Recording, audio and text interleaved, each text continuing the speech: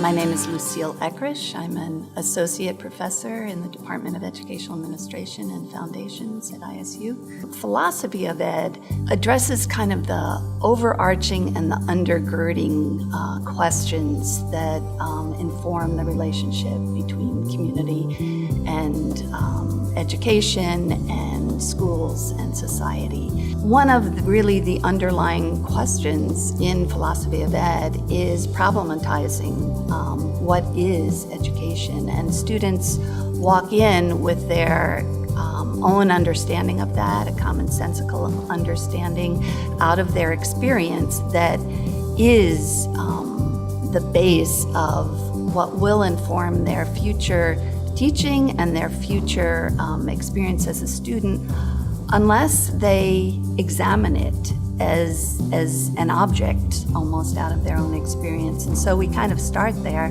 The second component of philosophy of education is looking at the exchange relations and the economic exchange relations, and in particular the monetary exchange relations that determine the possibility of surviving. So a second component currently of philosophy of ed is actually understanding and questioning, what is money?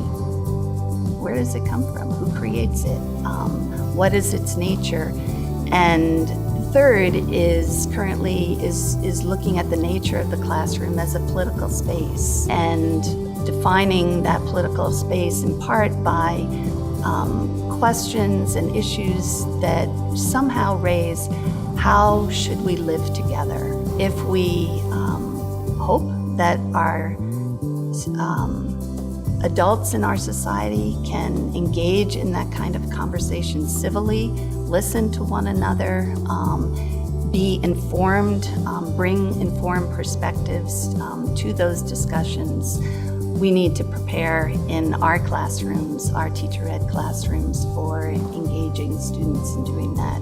And so that's kind of the third component currently of the way I teach philosophy of education.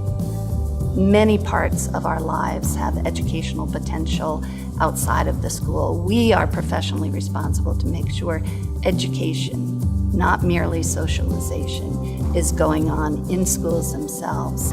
So in terms of why students should take philosophy of education, I think raising the critical questions about their own identities, their own educational experiences, or I should say their own school experiences, and whether or not they really count as education.